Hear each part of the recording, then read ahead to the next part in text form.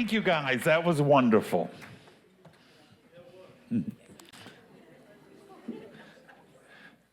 So my talk title this morning is A New Design for Living. It actually was the book we used for the class we finished up on Tuesday. And I've been thinking about that, the whole idea of a new design. And one of the things that really came to me is I've been noticing something that's been happening in our neighborhood. We have two couples that live across the street from us. One of them has been there since the neighborhood was built.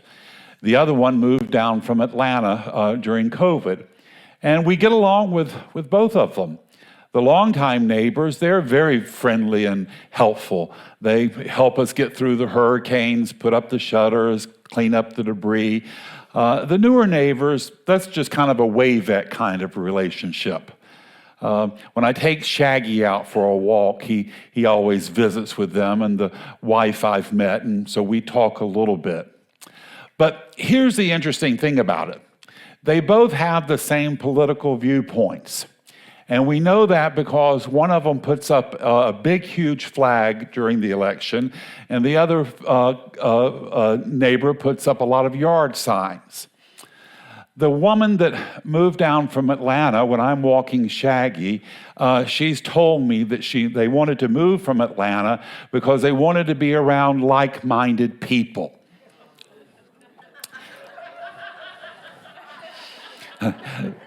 That was my clue to keep on walking Shaggy. So here's the funny thing. They're in a full-blown feud with each other. A full-blown feud. In the front yard, there's regulations. They can't put up a privacy fence. So one of them has strung a string up to demarcate the property line. And on either side of the string, they've planted those bushes that they call nature's privacy fence, as if they're competing with one another about who doesn't want to see the other one the most. No, we don't want to see you. No, we don't want to see you. And it's just amazing to me.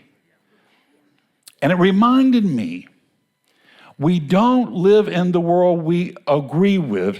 We live in the world we create from within. We live from what we create within. That's the reason we need a new design. Not a new world, not new circumstances, not even new people, but a better idea.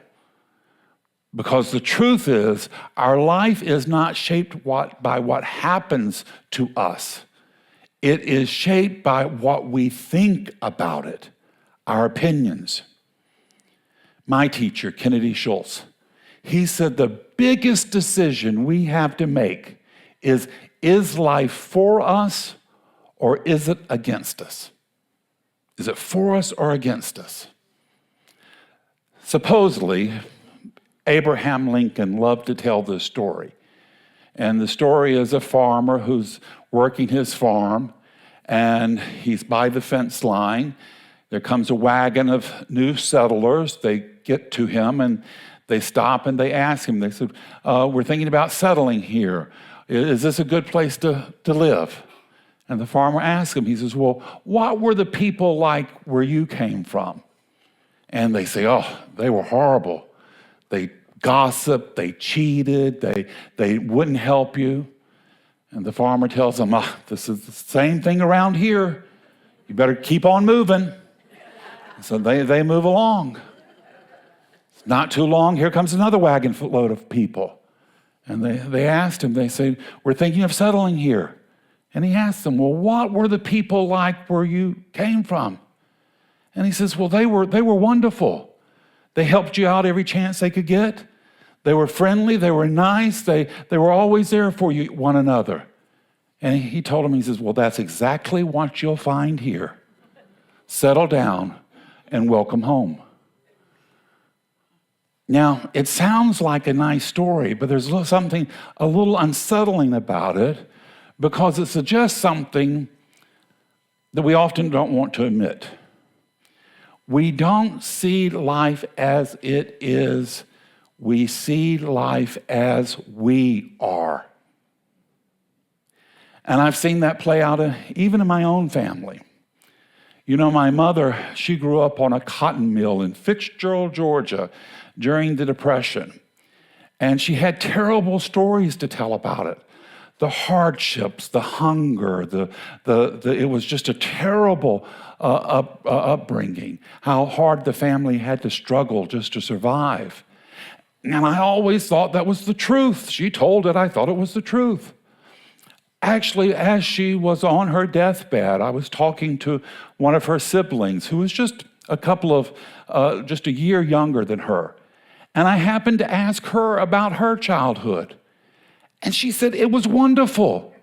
She said, we had all of the woods to play in. There were all these kids we had to play with. She said, it couldn't have been more fun.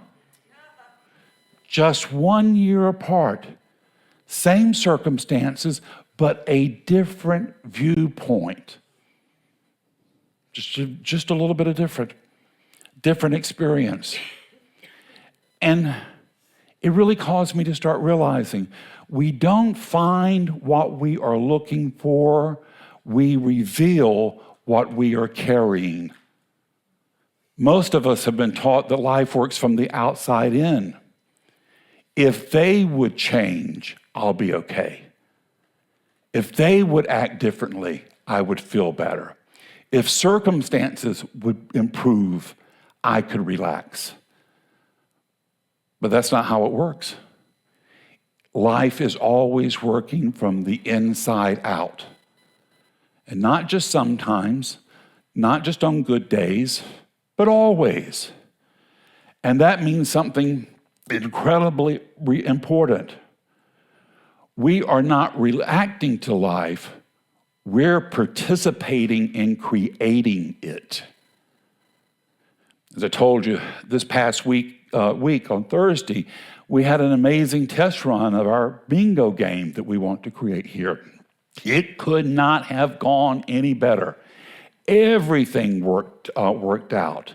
There were little small snags here and there, but overall it was better than what we could have hoped for. And what really convinced me that it's going to be a big success is we had so much fun doing it. People were laughing, they were connecting, they were sharing stories. And by the way, we're going to have another test run this Thursday at 2 p.m. So come on down.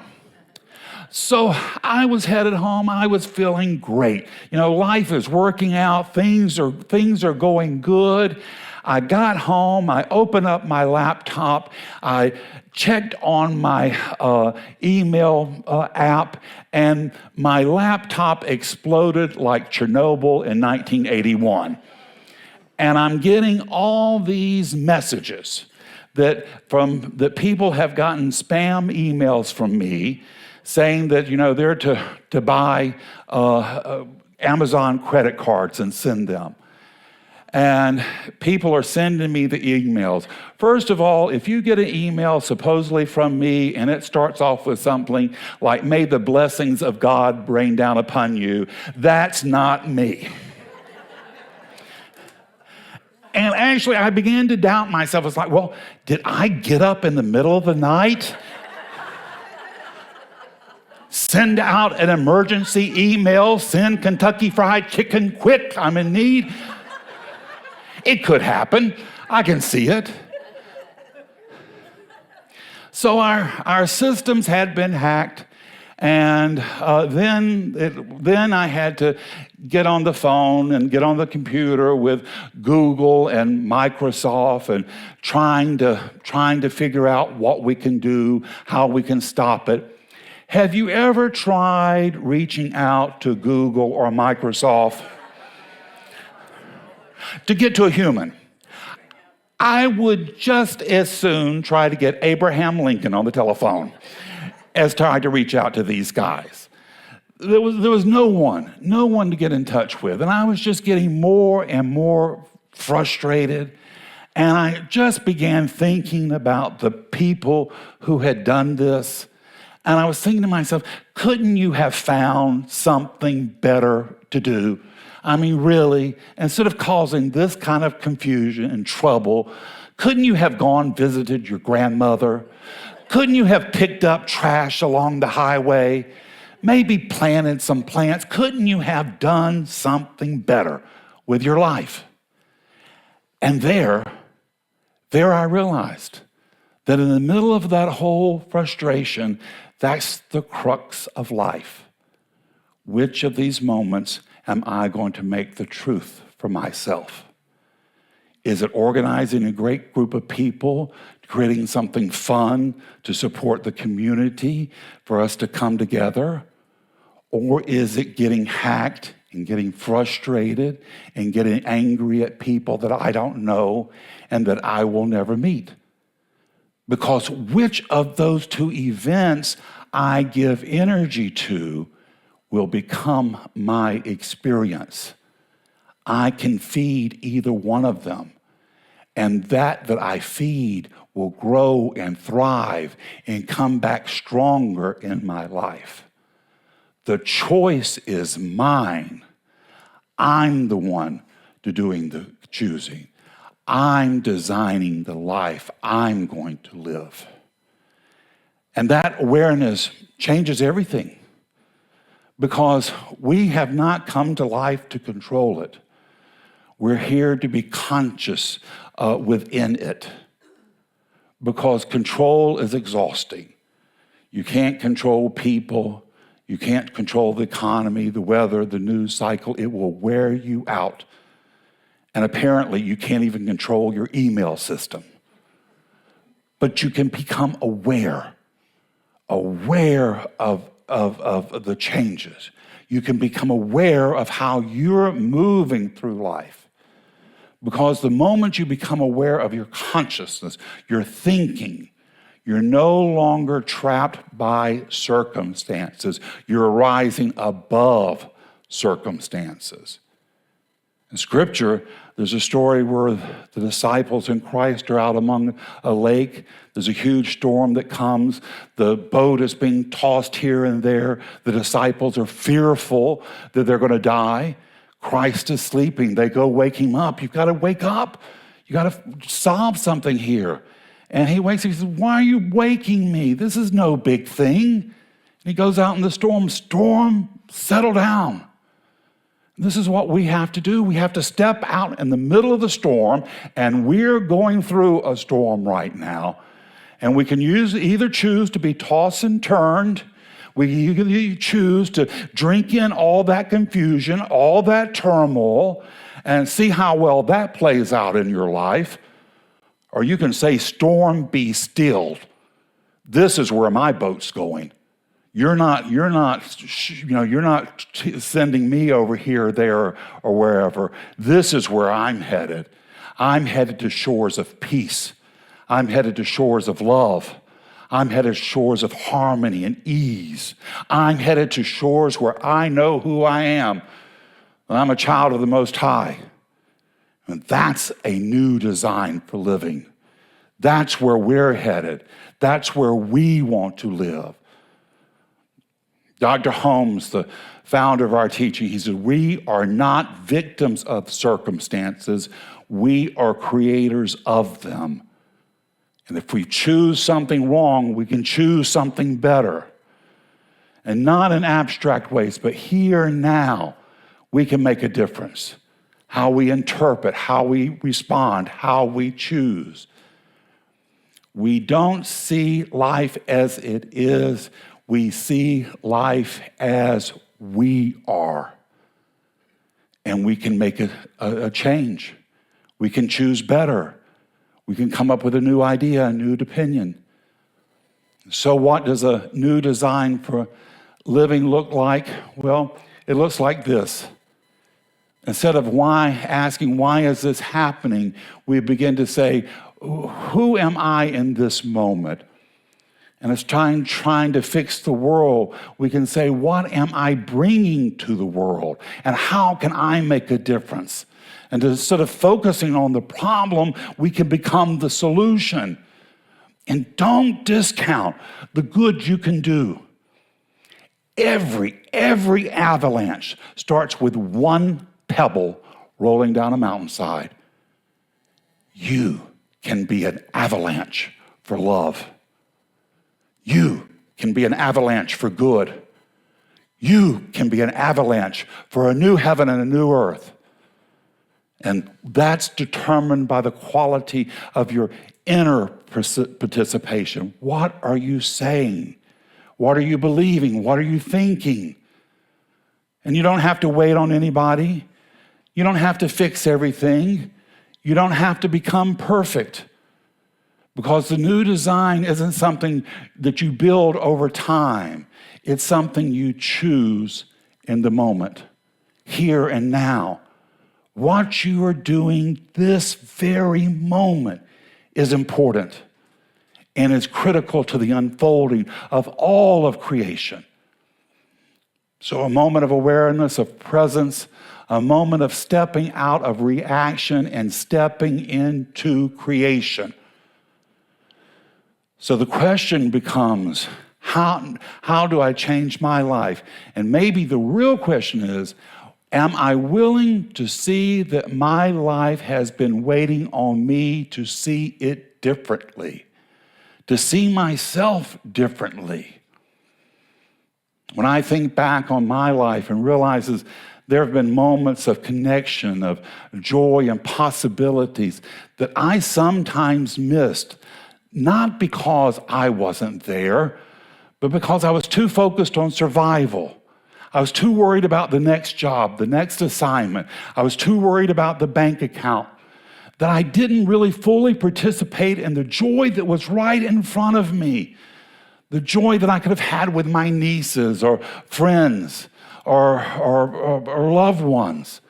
I was too worried about my earthly assignment, failing to realize that I'm not from this earth. The body is from this earth. My soul is from the stars.